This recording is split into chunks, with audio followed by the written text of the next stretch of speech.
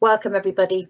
I'm really excited about this because this contract is just such a hugely, fantastically important thing for us in HMPPS and in the probation service in particular. So we're going to take the next hour and a half just to talk you through the engaging people on probation EPOP contract. Give you a bit of an idea of how it came about, and then we're really lucky to be joined by a number of people from St Giles Wise who are delivering the contract for us to take us through various bits of it and share some of the experience that they're bringing to it and to give us a bit of a sense of how it's going so far. So I think that's generally what we're going to try and cover today. We've got 4 of us sort of doing about 10 to 15 minutes to take you through some of the key bits of what we want to talk to you about, and then we're allowing about half an hour for sort of Q&A and a more fuller discussion. And what we're thinking we'll do is we'll pause between each of the speakers just for any bits of, you know, any kind of questions and particular comments that people might want to make on each sort of speaker's bit. So I'm Ruth Walters. I was the design lead for the Engaging People on Probation contract, and I have been working in the sort of the area of ensuring we hear from people who use our services for quite some time now. It's probably heading on for 4 years. I was doing it alongside other work for quite some time, and then I managed to describe it as my pet project often enough for it to actually turn into a full-time role, which is wonderful. And I have a colleague, Emma Lavender, who works more predominantly in the prison space. So between the two of us, we try really hard to promote the voice of people who use our services and to really support the organisation to become better at involving and engaging people who use our services. So that's where I come from, and I sit in the insights team, and I guess the reason I've ended up doing this work is that the insights team more generally looks at trying to offer insight back into the work we do, and a really key feature of this has to be the insight that we gain from the people who use our services, and we've never really systematically or routinely had that in place in the way that we've had over the last few years, and in the way that we are kind of developing over the next 3 years critically with this new contract. So that's a little bit of preamble on me. We've also got Nadine Genjua, Peter Walker and Paul Kelly, all from St Giles Wise, who will introduce themselves a little bit more fully to you when they pick up their bit of the input. So I'm going to start by doing a little bit of scene setting, and then I'm going to hand over to Nadeem in the first instance. So I'm hoping I can share these slides with you. Let me know if you can see me. You can see them. Can somebody? Yeah, great. Jill's there, and that's brilliant. OK, so let me go to slideshow. Everything's very slow this morning. Right. Excuse me a moment, I'm just going to shut my door. There's a bit of noise going on. Right, so I guess for a number of you, anybody interested in this space, I'm sure is really familiar with kind of where the notion of involvement engagement comes from. And certainly back in 1969, Arnstein put together a ladder of citizen participation, which you'll see cropping up in lots of bits and bobs around this sort of work. And you can see there on the right, it takes us through essentially the levels of participation that we need to consider. So at the bottom, obviously, there's no participation. In fact, it's about sort of control. And then as you head up the ladder, it heads into partnership, delegated power and citizen control, which is what we're aiming at. And what I've also put there is just a couple of definitions. Again, fairly long-standing ones, because I think they've stood the test of time. There's one from World Health Organization, which is specifically about sort of community participation and what that means. And also I've popped one in at the bottom there about co-production, because that's a word that we use a lot. So just to give us a little bit of an idea of what we mean by involvement and engagement. in this context. So it's about consulting and listening, but it's ultimately about working alongside the people who use our services in every possible way, shape and form. So in the probation space, I think it's fair to say over the last 10 to 20 years, we've been doing this. We've had pockets of really excellent practice, both when we were probation trusts, when we switched to the CRC and MPS model. These CRCs in particular were really good in some areas at picking up listening and engagement in particular, and developing some really excellent aspects of good practice. And we did a bit of that in the National Probation Service as well. And then, as most of you will know, we unified back into one probation service nearly a year ago now. And so we were lucky to inherit a lot of the CRC-led stuff back into our unified service. But I think what we recognised was that our approach was inconsistent and it was patchy. Like I say, we had some really excellent instances of good practice, but we were a long way off being an organisation with a sort of an embedded engagement culture that really ran sort of like a sort of golden thread through all that we do.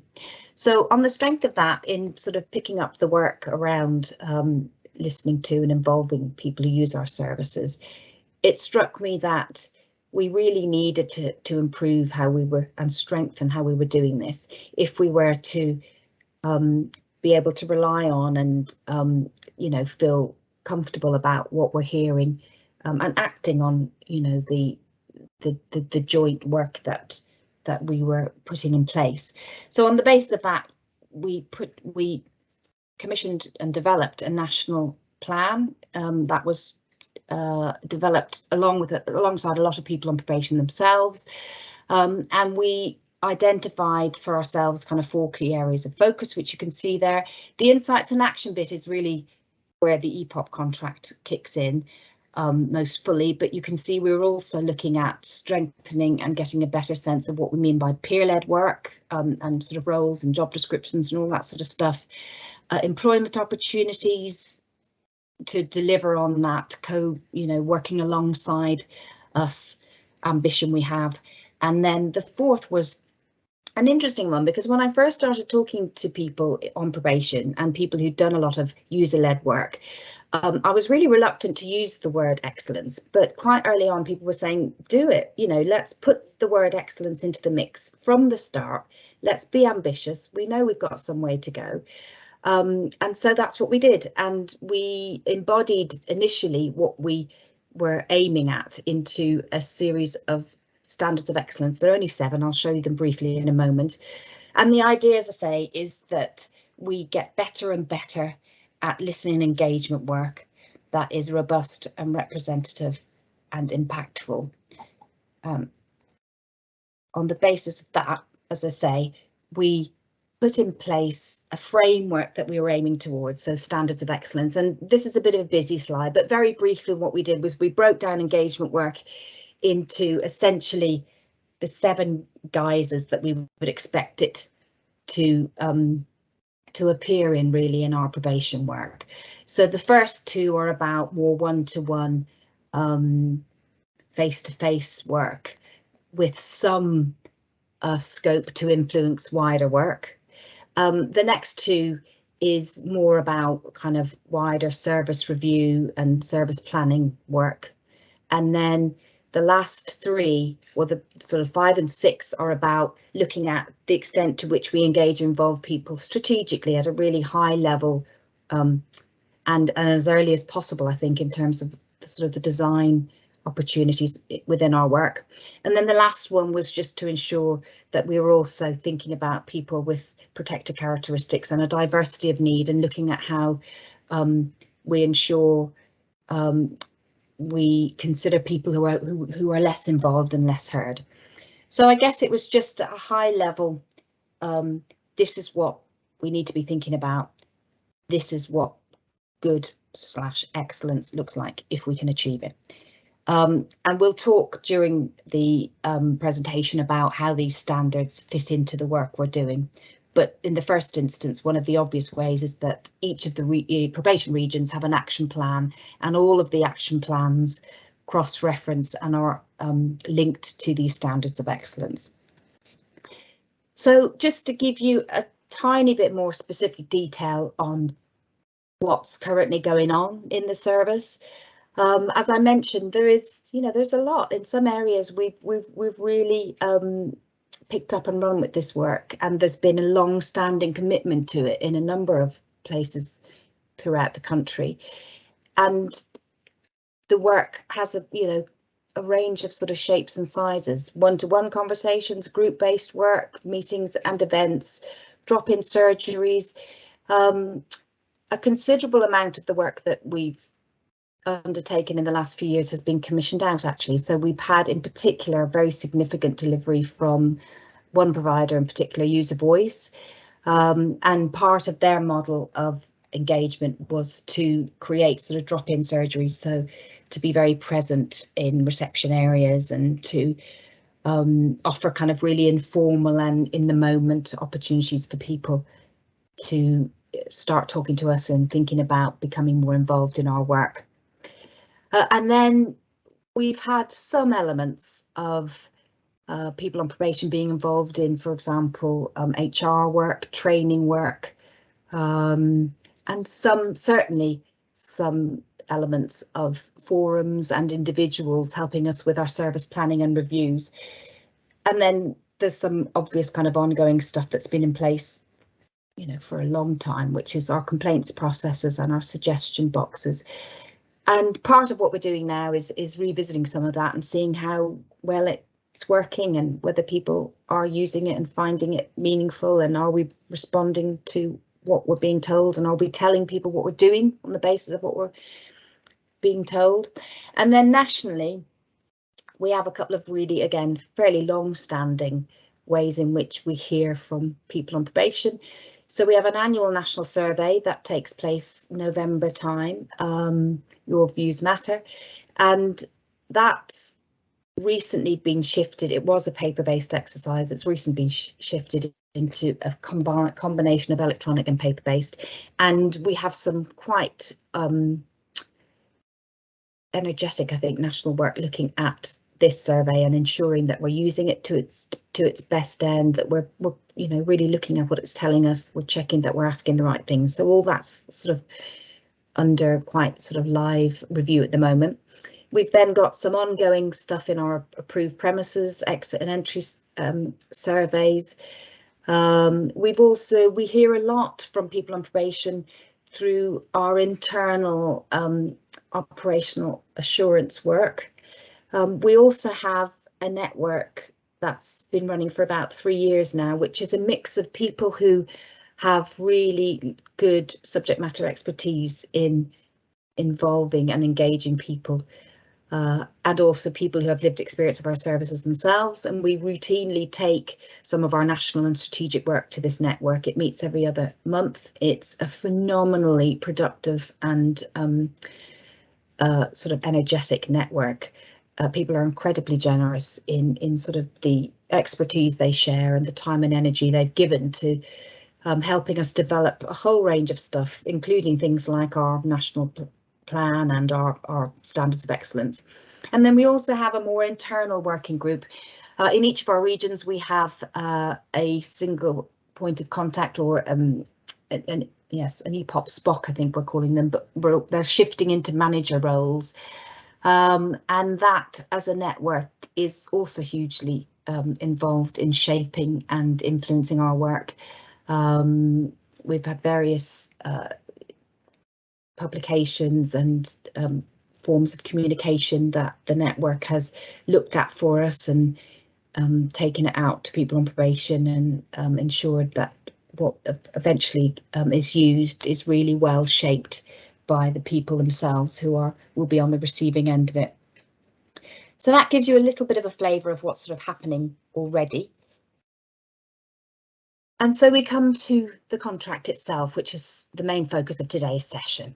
So as I say, I think the position we were in leading up to and as we designed this contract was that we really wanted to shift to a place where, as an organisation, we had a really strong engagement and involvement culture of our own, so that every region, and those of us working nationally, much more routinely and much more frequently considered, have we engaged with, have we involved the people who ultimately we're providing these services to at every stage, or as many stages as possible.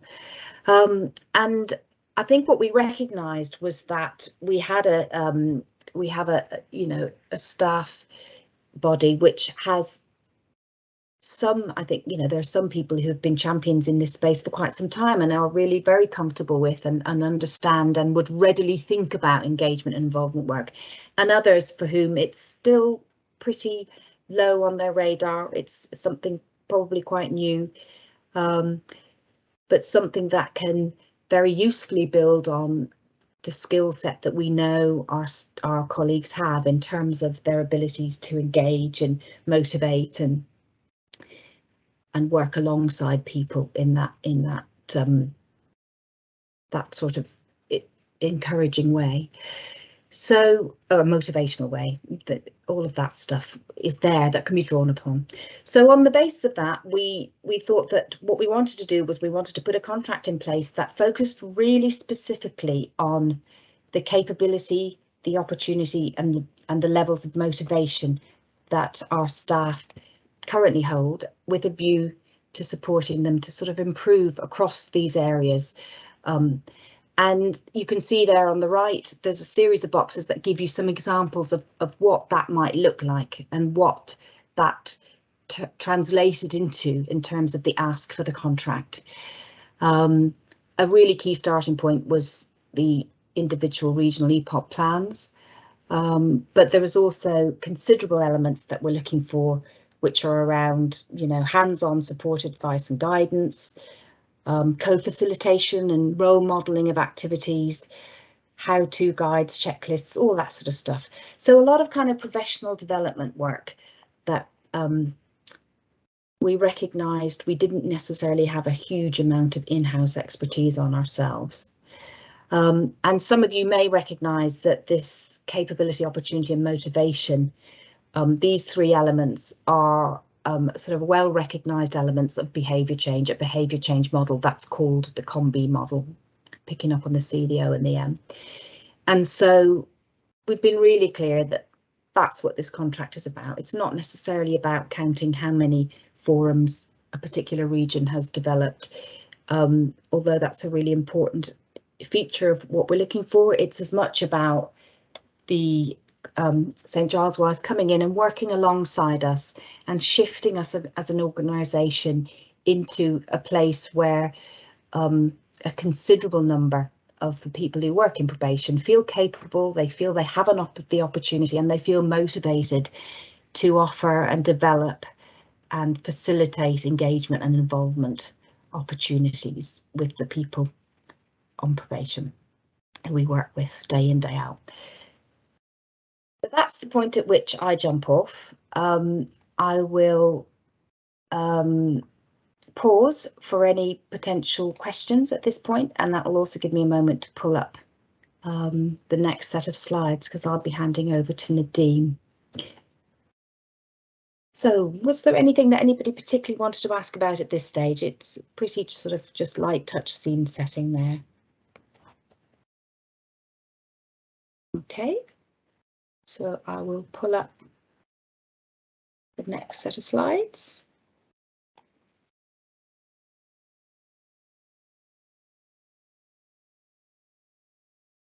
So I can see Jill. Are they up?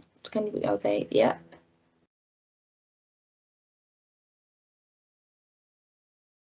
I can now see Paul. They're up there. Great. Okay. I can actually give you control if you want, Nadine. Let's see. Anyway, crack on for now. And thanks, Ruth.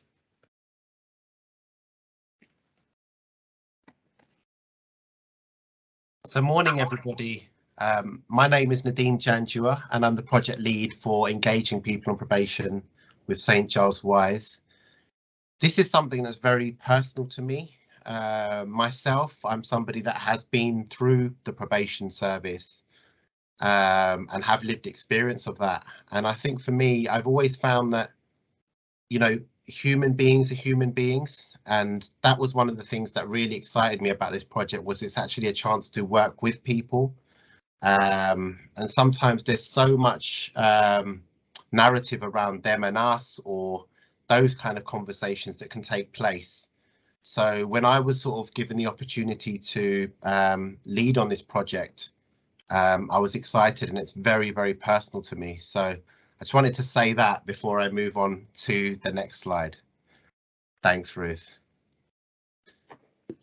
So about St. Giles Wise, it's actually, we're two different organisations. St. Giles Trust are predominantly based down in the south of the England, predominantly, and the Wise Group are mainly in the north. And we have done some work together, but we share very, very similar values. And we also have a very common thread which ties us together, which is we work closely with lived experience and believe that that lived experience can really underpin a lot of the work that we do.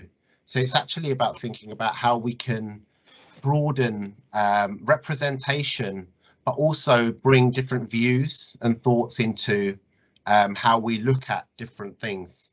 So yeah, St. Giles Wise has come together for this project. Neil, who's in the background as well, is mainly overseeing the team in the north, and then I sort of oversee the whole project. So that's who we are. And if we can move to the next slide, please, Ruth. Thanks. So this is important, you know. Sorry. Sorry. Too keen. That's okay. So I guess if we look at this here, one of the things that's really important is inclusion. And Ruth has spoken about sort of, you know, people's having their voice heard. And I think what's really important is actually being able to include people from different backgrounds. And that's not just around lived experience. It's not just about people on probation. It's across the piece. You know, do people have challenges around sort of autism? Do people have different neurodiversity needs? And it's really about thinking how we can take all of these thoughts and people's considerations on board.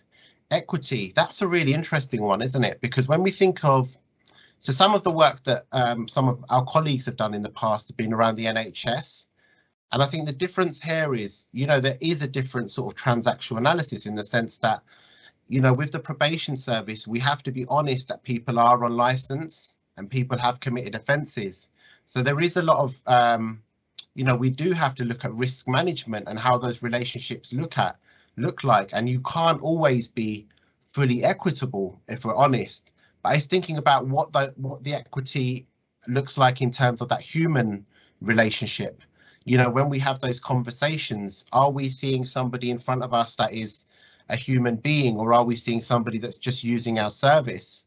So that's something that's really important when we think of equity and diversity. So where I would say with inclusion, it's about including people.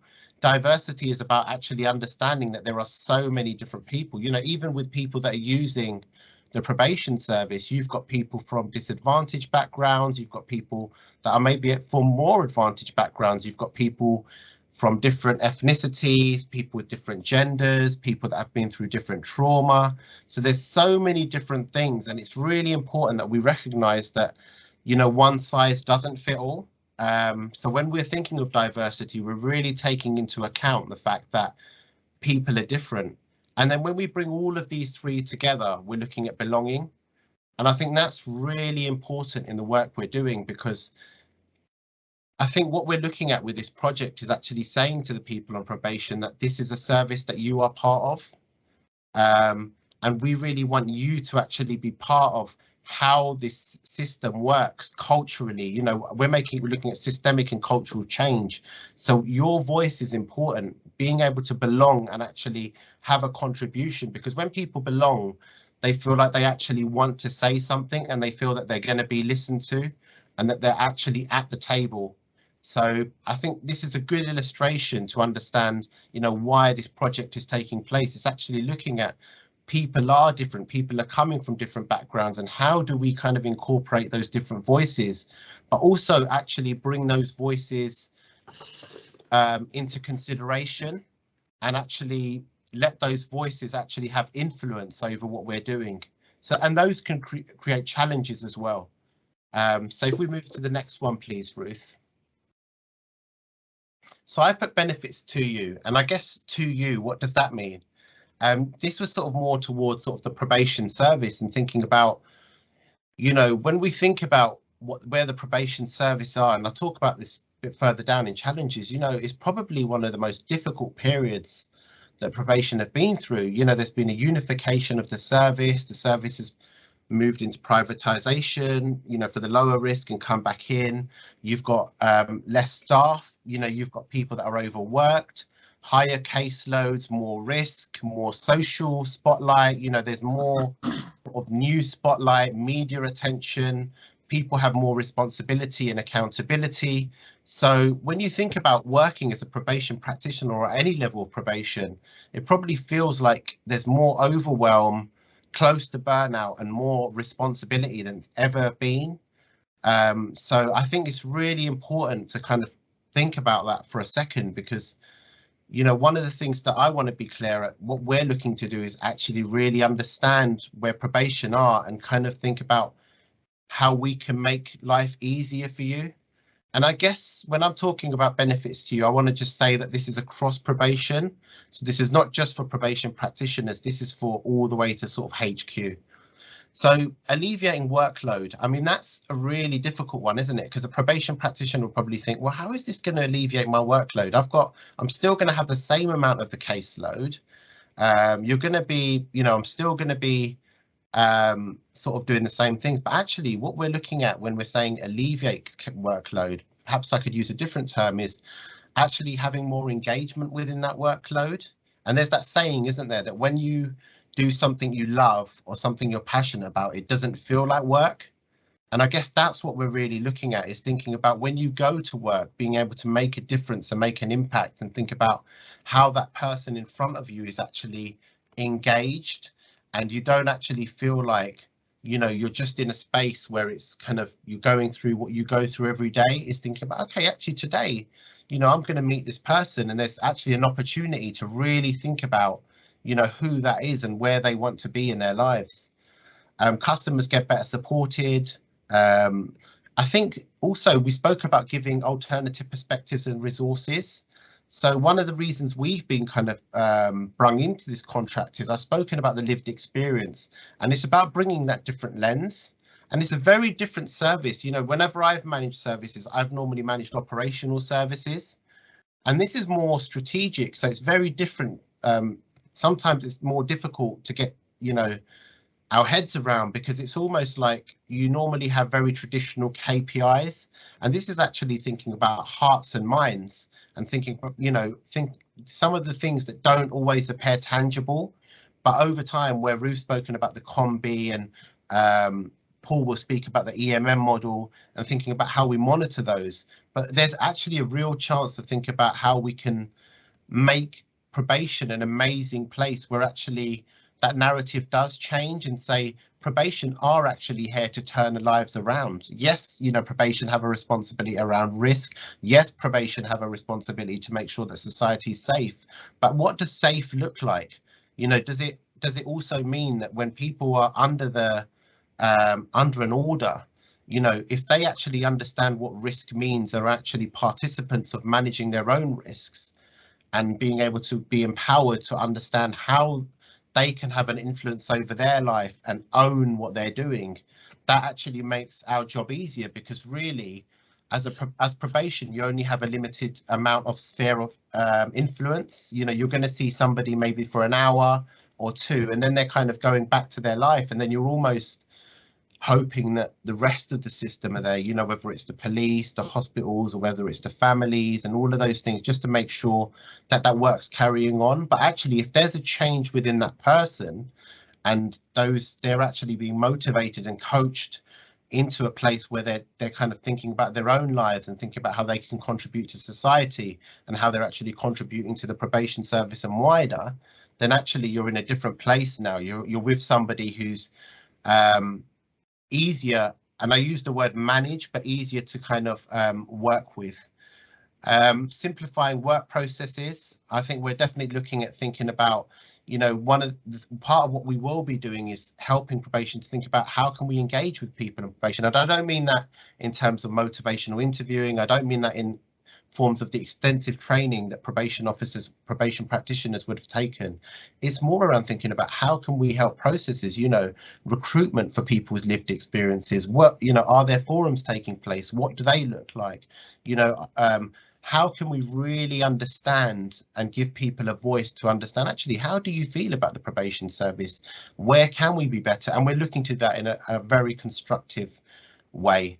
And then I think the biggest things at the bottom are reducing recalls and reoffending rates. So we're really all keen, I'm pretty sure, to see a reduction in recidivism and also preventing victims by changing lives. So kind of those are some of the things I've spoken about. But there's so many different benefits. And I guess this is the next part, benefits to people on probation. Building confidence. That's a really important one because, you know, I think one of the things that we find with people on probation is there can be a lot of issues around identity. You know, some people may have been exploited. Some people may not have had the care.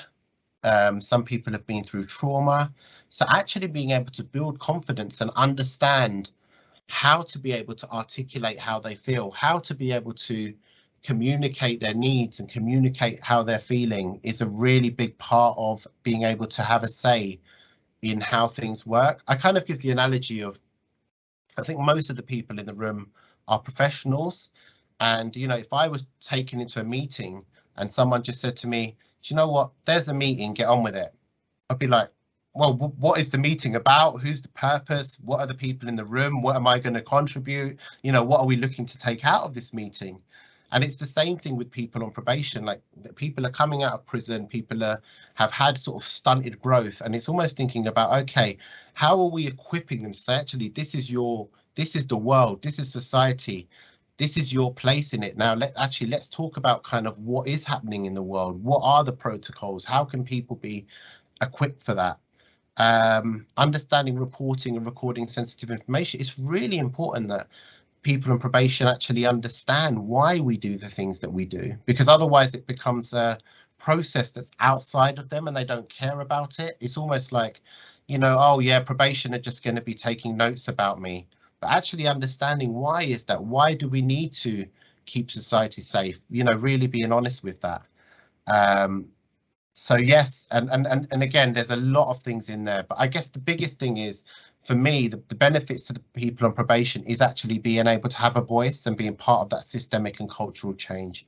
If we move on to the next one, please, Ruth.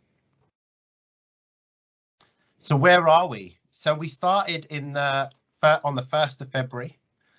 So we haven't had a long time. I think the biggest thing is we've been building relationships with regions.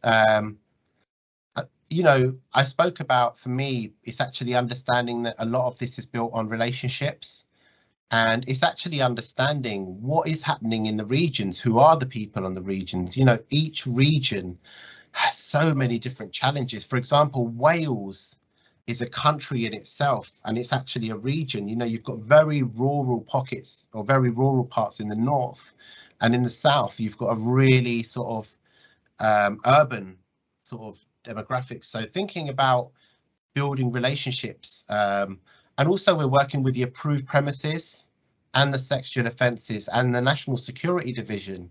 So there's a lot of work that we're doing over and beyond this, and thinking about how we're listening to, again, about diversity and inclusion. You know, thinking about where people are on different charges, have come from different backgrounds.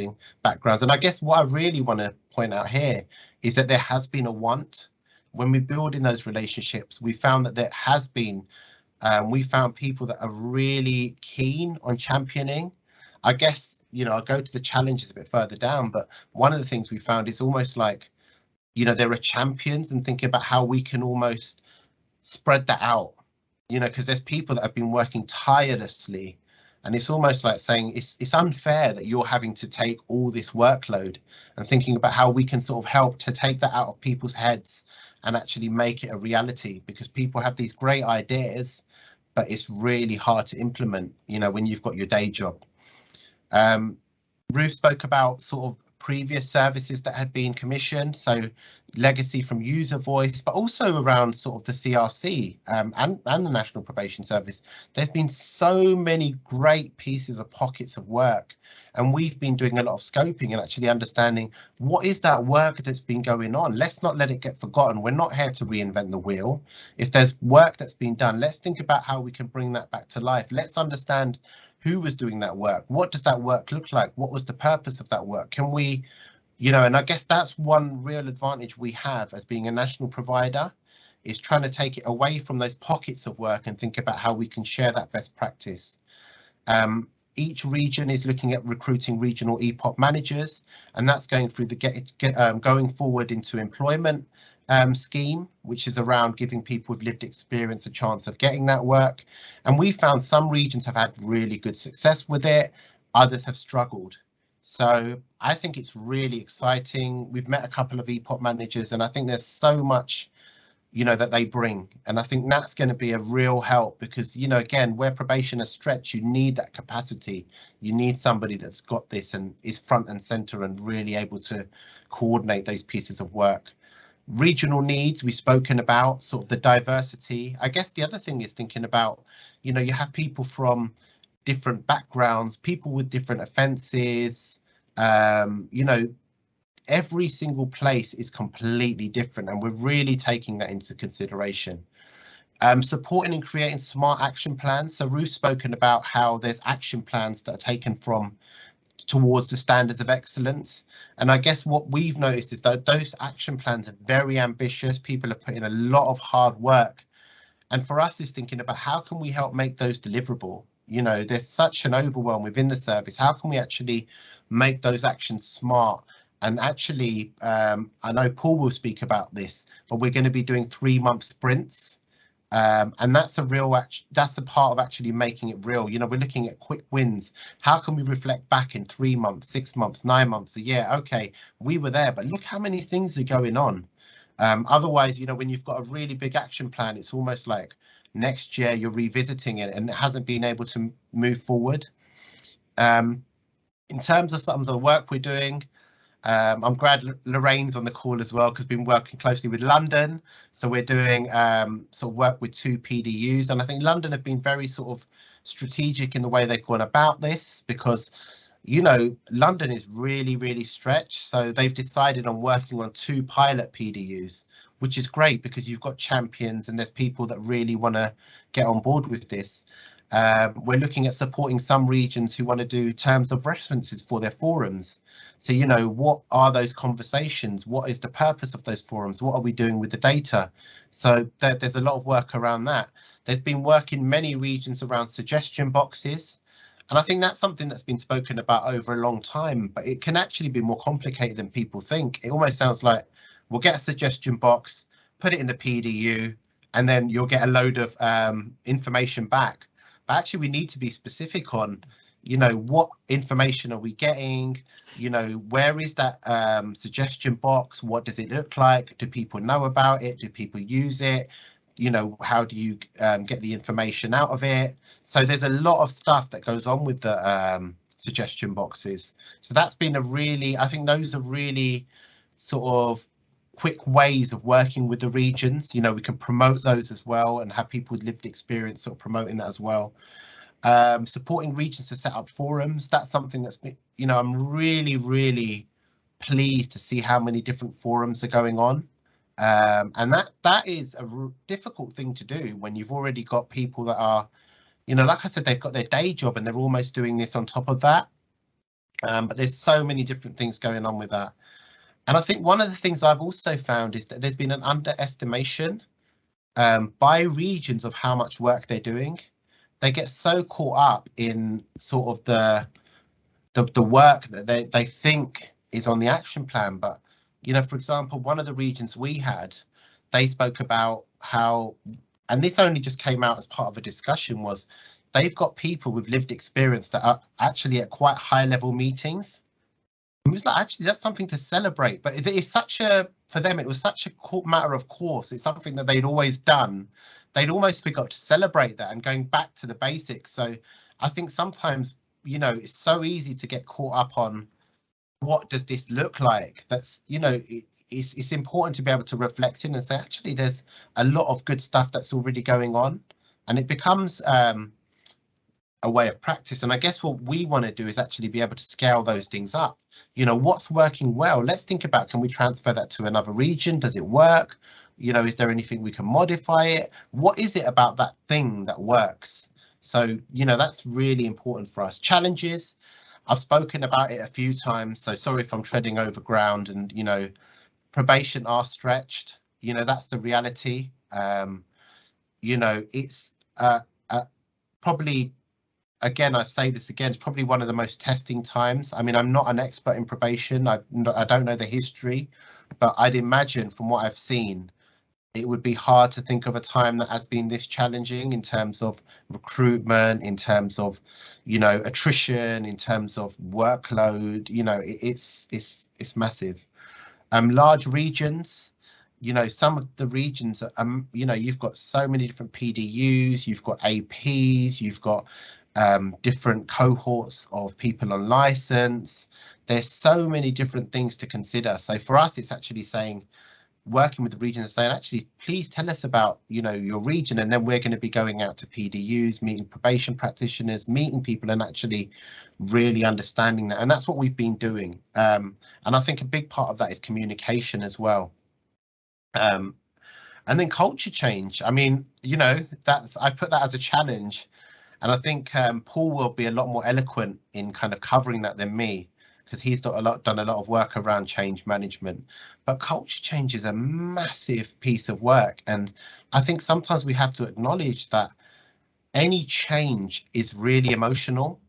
It takes people out of something that's solid, it's structured, and going to something that's uncertain and something that's different is a real, it takes a lot of guts, and it also takes a lot of planning, a lot of consideration, and honesty. Communication's really important in that. So those are some of the challenges we've come across, and I think that's me. So yeah, I'm going to be quiet and hand it back to Ruth. Lovely, thanks ever so much, Nadine. That's brilliant. A really good sort of introduction on a sort of slightly higher level to kind of what we're aiming at with the contract. I think we're going to hand over to Peter now, aren't we? Peter, I think you were just going to take us through some examples of the work that you're doing in St. Giles Wise. Yes. Just before we do that, just double check, were there any questions that had cropped up from that, Neil? Nothing at the minute. OK, and I'm conscious of time, but we're doing OK. We're doing OK. So Peter, over to you. OK, thank you, Ruth. Morning, everyone. So I better introduce myself. So I'm Peter Walker, and I am a team manager in St. Giles. I manage a few services within St. Giles. I manage two hospital teams in the Midlands. I'll talk about those in a minute. I manage another service called the Missing Return Home Service, which focuses on working with young people who go missing regularly, and there's a concern that there may be gang affiliation connections in relation to them going missing. And I also am the coordinator for what's called the expert panel, which I'll talk about briefly towards the end. But I'll just very briefly talk about the hospital side of things, because as a person who has lived experience, or as I like to say, an expert in my own experience, I've been with St. Giles since 2019, and I'm based in the sunny Midlands. I'm a Brummie by birth, and I'm proud of that. But I migrate regularly to Coventry, and for those of you who don't know, it's next door to Birmingham. So I go there quite regularly because the hospital that I'm based in is based in Coventry, and the other one is based in Wolverhampton. And the to very quickly, because I can talk all day about the hospital services, but briefly, we're what's called the Youth Violence Intervention Service that's embedded within the hospitals. And here within Coventry, where I am now, we're based within the A&E departments, and within the A&E department, there's a major trauma service within that, and we are part of that service.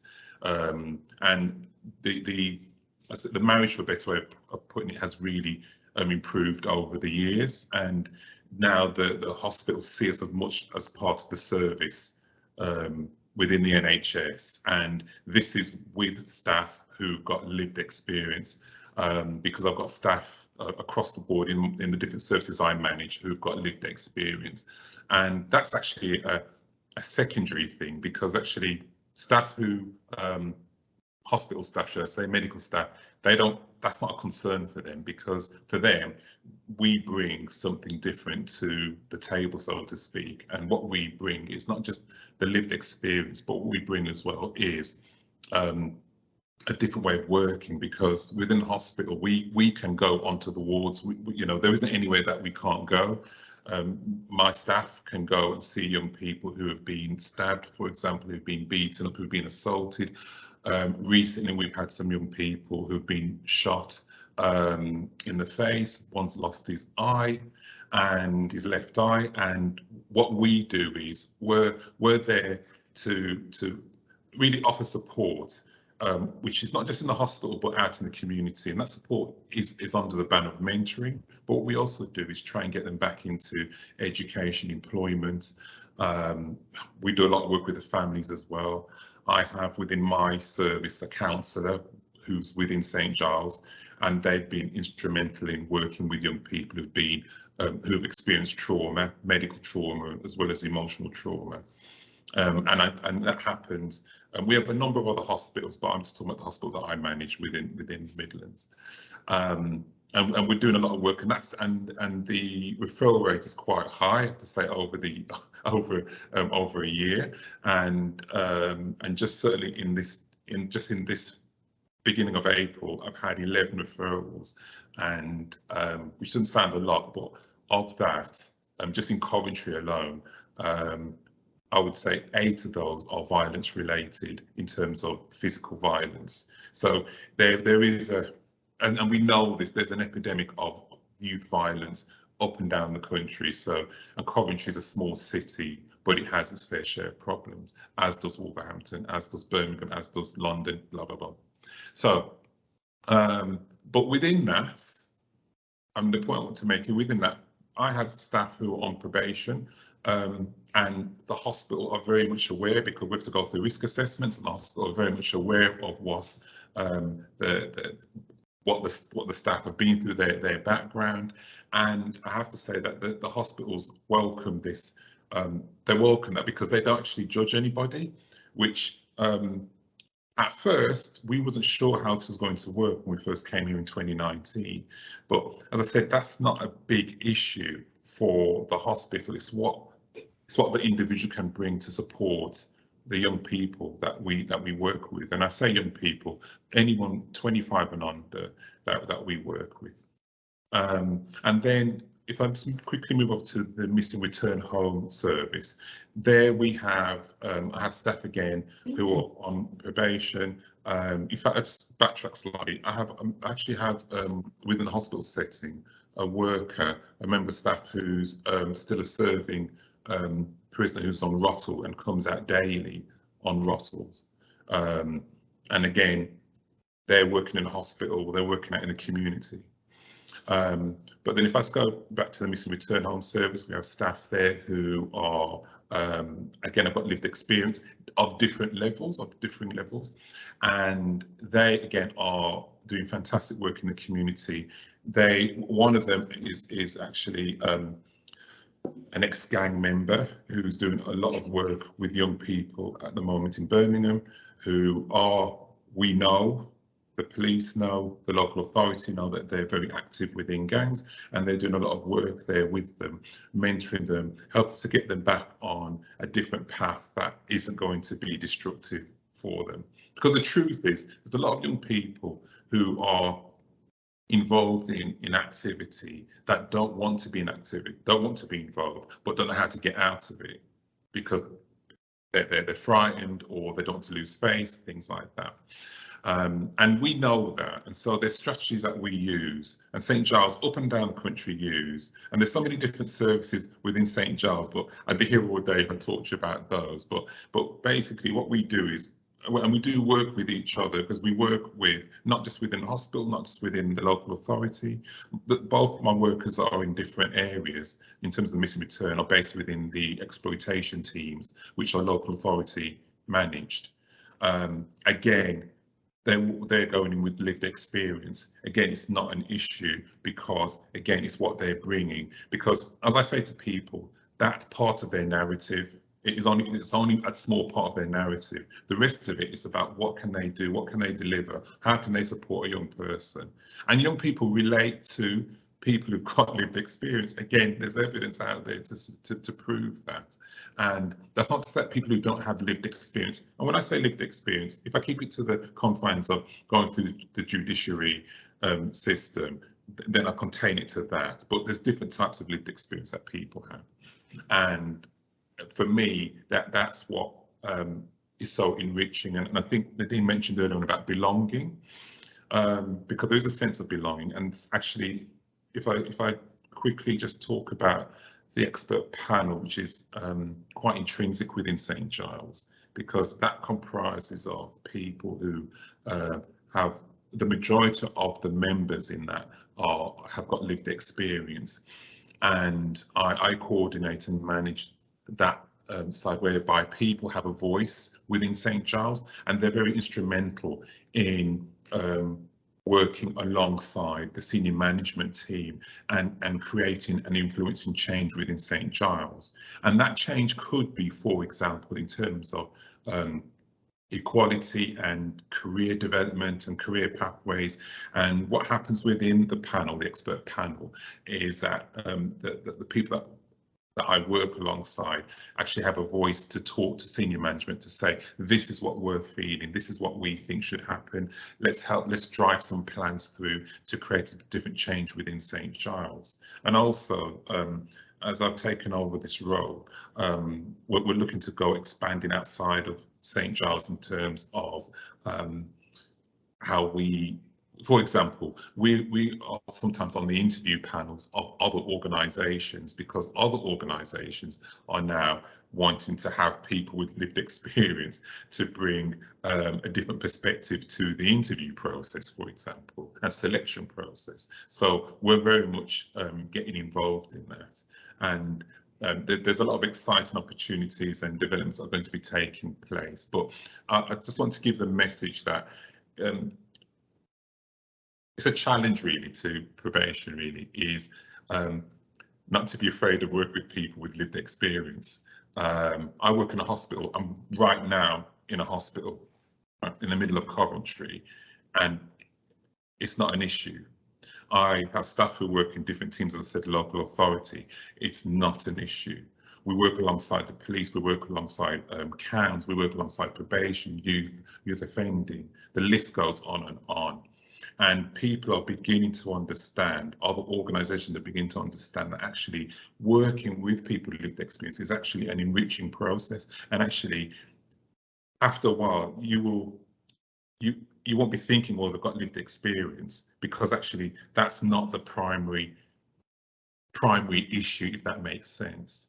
So that's I'm somebody who can talk a lot, but I'm not going to, because I've actually got to go into another meeting very shortly. But I just wanted to give that message that it's okay. People with lived experience aren't, they're not untouchable. They bring a lot to the table. And that's all I'm going to say. Peter, thanks so much.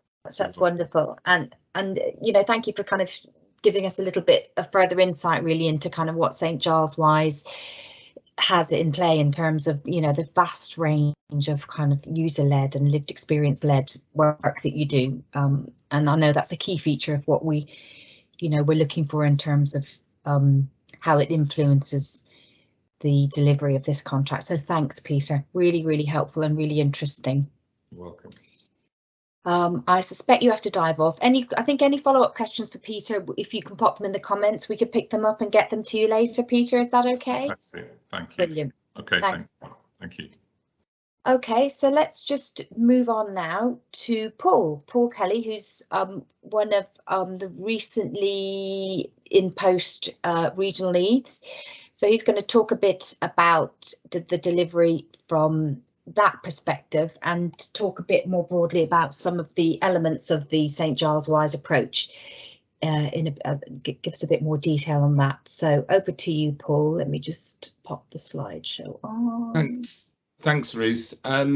So I'm Paul Kelly. I'm the regional lead for St. Giles Wise in Greater Manchester and the West Midlands, and I'm a real newbie.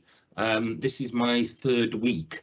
But like Nadeem, I'm hugely excited about this project for two reasons. One is I got a lot of background in change management, culture change, behaviour change in big and complex organisations. In fact, in one organisation, my mantra was the only thing that is constant is change. We were constantly changing, but I've also got lived experience. And when I saw this project and this role, it was just one of those light bulb moments where you go, wow, this is something I want to be involved with because it's going to be so exciting. So what I'm going to do over the next 15 minutes is try and take everything that we've heard from Ruth, Nadeem and Peter and say, right, how are we going to put this into practice? What's this going to look like? So if we can go to the next slide, please, Ruth. I thought I'd talk a bit about just the role of the regional leads. There were 6 of us, 5 of us currently in post, one due to start shortly, and we bring a lot of different experience. So there's people who've worked in probation, there's people who've worked in prisons, there's people who've got experience of service user involvement in other sectors. There's people who've got experience of working with service users with complex needs, and obviously we've got change management and lived experience. And our role is to be the sort of the central point of contact in our regions, so that for regional probation services, for the PDUs in those regions, they've got a kind of one go-to person. And we're going to be supported by 50 peer consultants. We're in the process of recruiting those for across the country. I sat in on some interviews yesterday and just really excited about the experience, the passion, the enthusiasm that those peer consultants have. And they're going to be important as a kind of conduit between people on probation and probation service in kind of navigating and translating what that means. And they're supported by 2 peer trainers and coordinators, and we will have as well a national forum lead and the national forum is a bit like the expert panel that Peter was talking about, where it'll bring together people on probation, peer consultants from across the country to talk with probation management at a senior level. And our role's to work across our regions with the probation service leads, with EPOP managers, champions, individual PDUs, and of course people on probation. And Nadeem talked about this, but it is so important as well. We absolutely understand that there are going to be regional differences, there's going to be very local differences. You know, if I look at my region, what is important and is a challenge in Birmingham will be very different to what's a challenge in Worcestershire. So we'll be very alive to that. Change is difficult, and you know, we all react very differently to change, and it's not linear, and we don't all progress through it at the same speed, and we have different views about it. Some of us embrace change and run with it. Some of us are like, yeah, I'm not really sure about this. And when you've got something that's kind of 3 months and there's lots of ambition, you can sometimes kind of go, how do we start this? And it's a bit like eating an elephant, breaking into small chunks. And those 3 month sprints are very much that. And so we're in one of these 3 month sprints at the moment. We're reviewing and assessing the action plans. and really realising, to Nadim's point, there's so much good work already there that we need to capture and build on. And by the end of June, we will have looked at the first run of the engagement maturity model for each region. And it's really on that engagement maturity model that I want to talk about for the next few minutes, because this really starts to bring it alive as to about how do we measure the progress that we're making. And I like this chart because it kind of brings together two things. It brings together service user involvement and how they can be involved in giving feedback, the way in which they can input into decision making around what's right for their sentence plan and for others, and get involved in the designing of the service. And then the 4 arrows are very much about probation itself. And we've defined these 4 domains, and I'll go into a little bit more detail on those later, but the first one is about leadership. And the one thing about change is, if it doesn't have leadership and it doesn't have commitment, it will never really happen. It won't get embedded. And so having leadership nationally, regionally, PDUs and in teams is really important, and we'll talk a bit more about that. We absolutely recognise this is about helping probation and probation officers develop the skills, the confidence, the opportunity and the motivation to be able to feel capable to engage people. Insight's really critical. And the engagement maturity model is about giving us that kind of insight. How are we doing? Are we making progress? What are the things that we need to focus on? And then the final bit is about developing the people on probation themselves. And what this brings together is this open and constructive engagement. If you have that open and constructive engagement, then the positive outcomes flow. Positive outcomes for probation and for probation officers, all of those things that Nadim talked about in benefits, but also positive outcomes for people on probation. You know, all of us are motivated by the same thing. We want to reduce recidivism. We don't want there to be the revolving door of people coming back. So if we can move on to the next slide.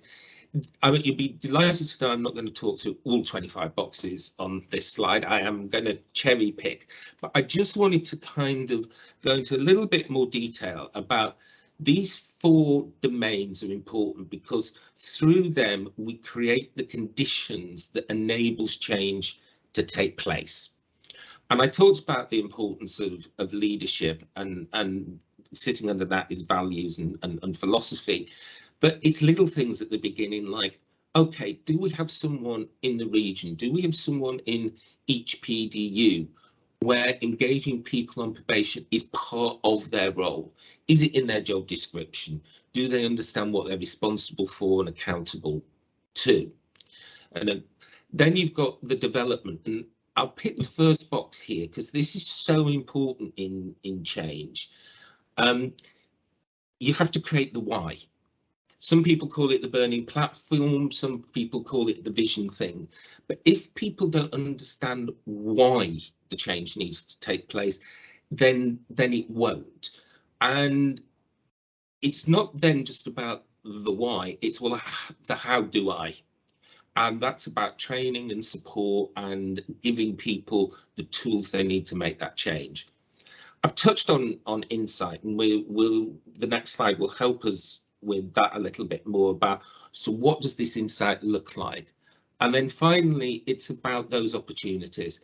If we can get people on probation, you've just heard Peter talk so eloquently and quite movingly about people who he's working with who've come out of a difficult background, gangs, violence, and they're now supporting other people, and they're turning their lives around and helping. And that's a really powerful vision for the end of this.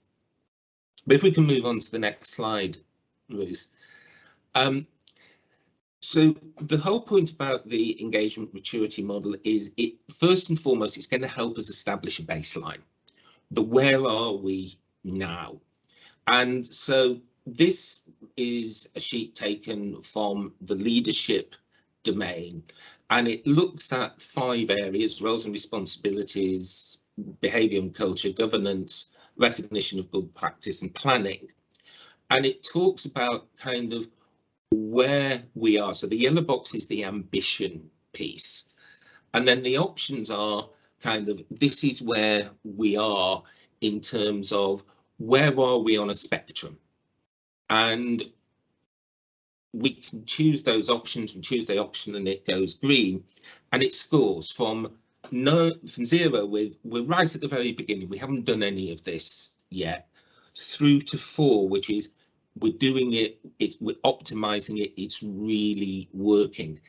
And those scores mean something because it starts to create that baseline for us. And if we can go on to the next slide, please, Ruth. I'm a great believer in pretty pictures and dashboards. I think it immediately helps you. So it produces 5 dashboards, and initially this will be at a regional level, but we want to take it to PDU level because we recognise that it will be different in different PDUs. And if teams want to take it and work with it themselves to understand where they are, then so much the better. So to try and help you understand the charts, the grey line on the outside of each chart is perfection. And that was if we were doing everything brilliantly in 3 years' time, then the blue line would sit over the grey line. And the blue line is that this is where we are now. And so if I look at, for instance, POP development in the bottom right, there's some really good stuff there. We're matching people on probation to their intended outcomes. We're recognising that and we're giving them opportunities. But we're kind of not really doing as much as we might do in terms of their involvement in intervention design. So that starts to say, OK, we don't really need to focus too much on those areas where we're sitting outside the orange line. What we need to be doing is looking at where are things that are sitting inside that orange line that we can begin to focus on, because that starts to give us the actions. And so we have one of those for each of the 4 domains and then an overall score.